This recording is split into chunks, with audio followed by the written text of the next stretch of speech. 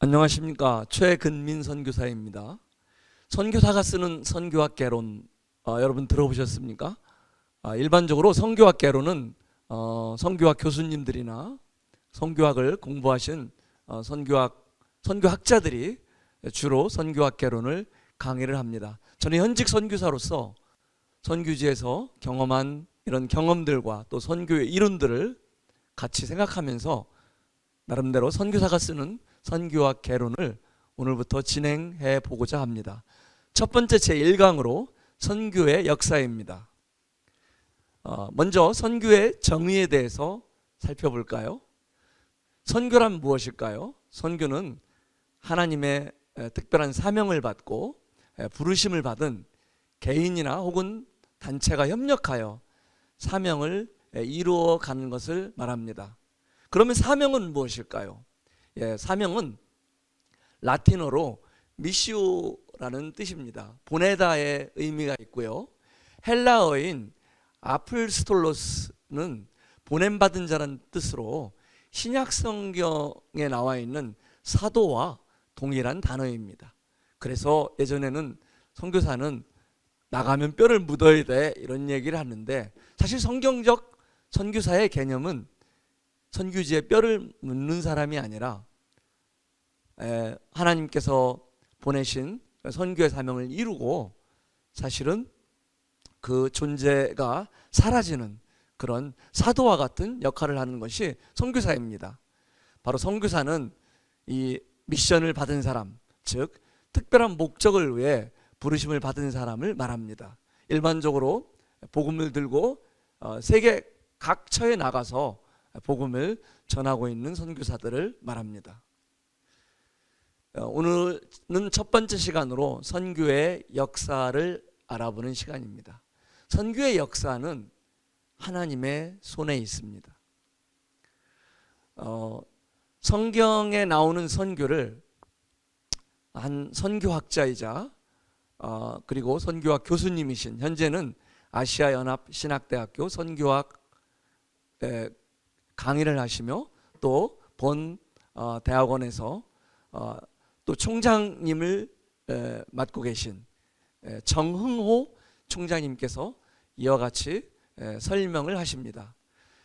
구약시대의 선교는 구심적 선교였다. 이스라엘 백성들을 하나님께서 선택하시고요, 그 이스라엘 백성들을 통해서 창조한 인간들이 타락하고 그 타락해서 죄 가운데 사는 인간들에게 그 메시아를 약속한, 그 메시아를 나아가는, 메시아에 점점 가까이 가는 그런 이런 구심적 선교였다면은, 바로 신약의 선교는 이 예수 그리스도를 이 땅에 보내주셔서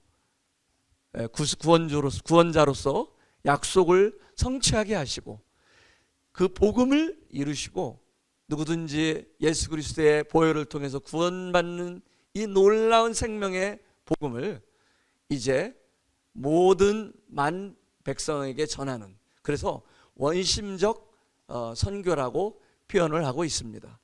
구약시대의 선교가 이스라엘을 선택해서 메시아가 올 때까지 메시아를 예표하는, 대언하는 이런 선교였다면은, 신약의 선교는 그 메시아로 오신 예수 그리스도의 십자가의 복음을 온 땅에 가서 전하는, 교회를 통해서 또 교회에게 주신 사명으로 이것을 이루는, 그래서 흩어지는 이런 원심적 선교라고 이 표를 통해서 말씀하고 계십니다. 구약에 나타나는 선교를 좀 더 자세히 보면은요, 노아를 하나님께서 부르시고 또 아브라함을 부르시고 모세를 부르시고 또 선지자들과 사사들을 하나님께서 부르시고 그들에게 특별한 사명을 주십니다. 그리고 그 사명을 시행케 하심으로 하나님의 뜻을 이루신 것을 볼 수 있습니다. 이 구약과 신약의 연결고리가 있는데 바로 예수 그리스도입니다. 히브리서 1장 1절로 2절 말씀에는 옛적에 선지자들을 통하여 여러 부분과 여러 모양으로 우리 조상들에게 말씀하신 하나님이 이 모든 날 마지막에는 아들을 통하여 우리에게 말씀하셨으니 이렇게 기록되어 있습니다. 신약 시대에는 예수님이 이 예표가 아니라 그림자가 아니라 율법이 아니라 직접 메시아의 역할로서, 그러나 사람의 아들로서, 그러나 하나님의 아들로서 이 땅에 오셔서 예수님이 구원 사역을 이루어 가시는, 그 하나님이 보내신 그 구원 사역의 목적을 이루시는, 사실은 예수님은 최초의 선교사이셨습니다. 그래서 요한복음에 보면은 예수님의 선교사로서의 충실했던 그런 모습들이 잘 설명되어지고 있습니다. 요한복음 5장 37절에서 보면은 나를 보내신 아버지께서, 그래서 파송하신 분을 말씀하고 계시고요. 요한복음 8장 39절에 보면은 나를 보내신 이의 뜻을 행하며 파송 목적을 이루시는 것을 볼 수 있습니다. 예수님 자신의 뜻을 이루신 것이 아니라 보내신 이의 뜻을 행했다고 그렇게 말씀하고 계십니다. 그리고 요한복음 7장 33절에서는 나를 보내신 이에게 돌아가겠노라. 이제 사명을 완수하고 인류의 구속사역을 십자가에서 완수하시고 하나님께 돌아가는 이 모든 예수님의 모습을 통해서 선교가 무엇인지 예수님은 또 최초의 선교사로서 친히 보여주시고 정확히 설명을 해주고 계십니다. 뿐만 아니라 예수님이 이 땅에 33년 동안 계시면서 3년 동안 이 공생애를 하시면서 그 선교의 원동력에 대해서도 요한복음 6장 44절에 나를 보내신 아버지께서 이끌지 아니하면 예수 그리스도의 그런 사역의 원동력이 분명히 성령님이시라고 설명을 하고 있습니다. 우린 여기서 알 수 있습니다. 선교의 원동력은 물론 선교의 전략, 사람의 계획, 수많은 이런 노력, 헌신, 희생이 필요하지만은 그러나 이 선교를 주관하시는 분, 선교의 능력으로 역사하시는 분, 그분은 바로 성령님이시라는 것이죠. 그러면 초대교회의 선교는 어떻게 이루어졌을까요? 초대교회에는 예수님께서 제자들에게 너희는 땅끝까지 이르러 복음을 전하고 침례를 주고 제자를 삼으라고 말씀하신 지상대 명령과 또 사도행전 1장 8절에서 증인이 되라는 그 명령에 의해서 시작이 됩니다. 그런데 이스라엘은 유대인들 위주의 이스라엘 이 공동체들은 처음에 예루살렘에 살면서 예수님을 만나고 예수님의 사역을 통해서 구원받았지만은 그들은 흩어지길 원치 않았습니다. 그런데 하나님께서는 이 예루살렘의 스데반의 순교의 사건을 허락하십니다.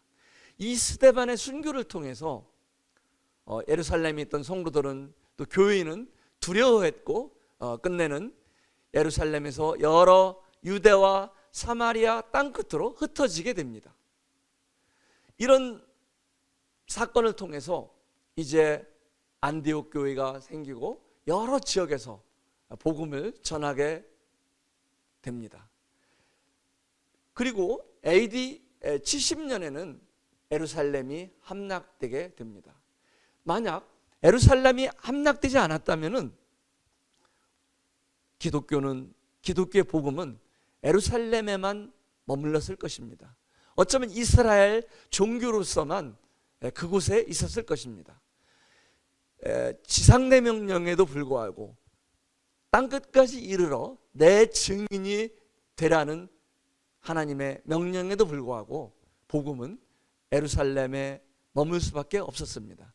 그러나 이런 스데반의 사건과 또 70년에 예루살렘이 함락됨으로 말미암아 그곳에 모였던 하나님의 자녀들이 전 세계로 흩어지게 됩니다. 이것이 디아스포라입니다.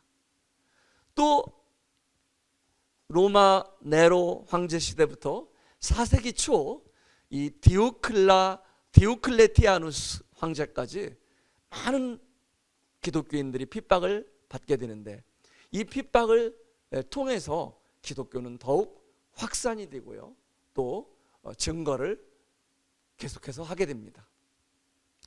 로마 시대에는 10대 박해가 있었습니다. 이 네로 황제로부터 그리고 이 디오클레티아누스 황제까지 정말 말할 수 없는 이 고난의 시기가 있었습니다. 그런데 이 10대 박해를 통해서 기독교의 복음은 중단되지 않았다는 것입니다. 오히려 더 확장되었고, 그리고 신앙의 순수성이 지켜졌고, 복음은 더 견고해져 갔던 것을 우리는 역사를 통해서 볼 수 있습니다. 그리고 313년에는 밀란 칙령을 통해서 기독교가 공인이 되게 됩니다. 그리고 그 힘들었던 이런 박해가 중단되고, 또 380년에는 기독교가 로마의 국교로서 국교화되는 사건이 일어납니다. 이 밀란 칙령을 통해서 핍박이 멈춰지고 기독교가 공인되어지고, 그럴 당시 로마의 인구는 약 5천만 명이었다고 합니다. 그런데 놀랍게도 그 인구의 10%인 500만 명이 기독교인들이 있었다고 합니다.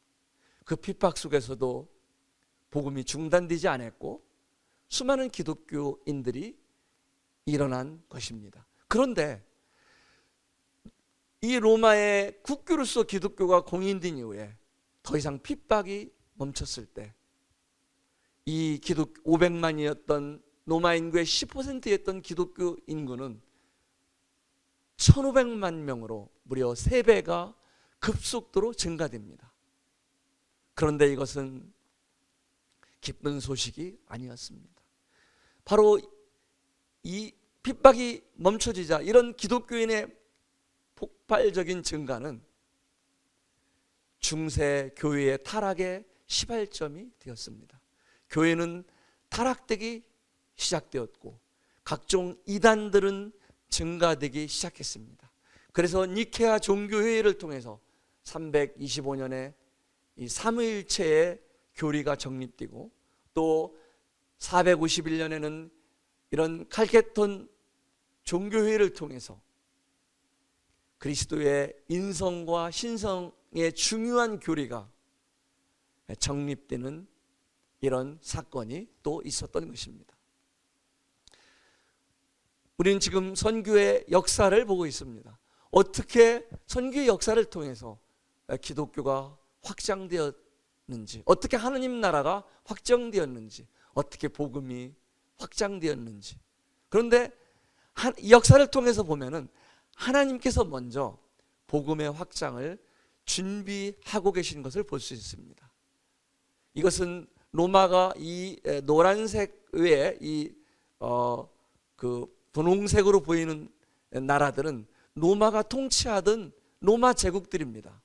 어마어마한 이런 유럽 주변의 나라들을, 유럽과 그 당시에 아시아 이런 또 일부 이런 중동 지역까지 로마는 통치하고 있었습니다.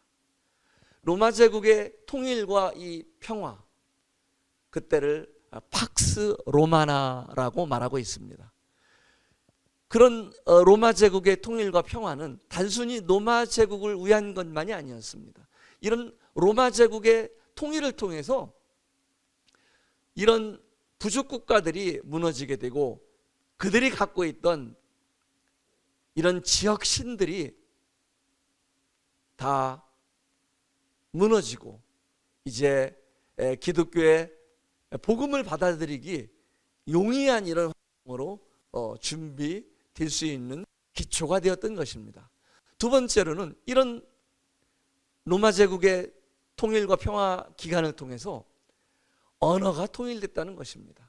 그 당시에 코인의 헬라어가 로마 제국의 모든 나라들이 사용하는 공용어이었던 것입니다. 만약 언어가 준비되어 있지 않다면은 사도 바울은 전도 여행을 통해서 그렇게 빠른 시간에 복음을 전할 수 없었을 것입니다. 저희들 선교사들이요, 한 나라에 가서 복음을 전하고 또 교회를 세우고 이러기 위해서는, 특히 언어를 공부하기 위해서는 최소한 3년 내지 5년 정도 시간이 걸립니다. 그런데 사도 바울이 이런 언어가 통일되었지 않았다면 이런 나라들을 어떻게 이렇게 많은 나라들을 순회하면서 전도를 할 수 있었겠습니까? 이렇게 로마 제국을 통해서 언어가 통일되어 준비되어 있던 것입니다. 또 이 로마의 교통망이 준비되어 있어서 해상과 육로를 통해서 사도 바울과 제자들이 정말 빠른 시간 내에 이 나라들을 옮기며 복음을 증거할 수 있었습니다.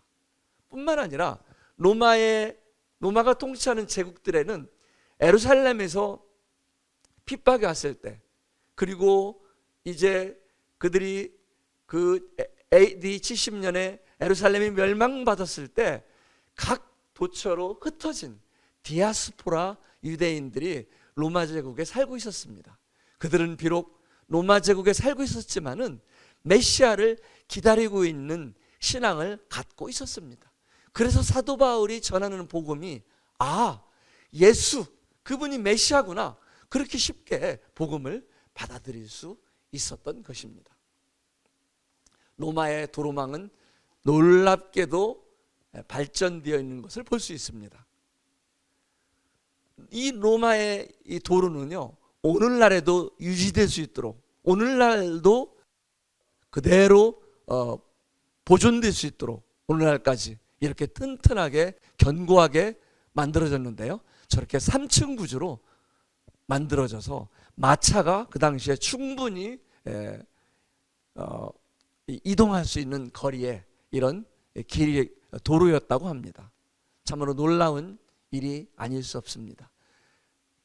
그 당시 로마인들은 최고의 자부심을 갖고 이 도로를 이용했을 것입니다. 그러나 하나님께서는 하나님의 복음을 바로 이 도로를 통해서 운반하도록 그렇게 사용하셨던 것입니다. 오늘은 여기까지 드리겠습니다. 감사합니다.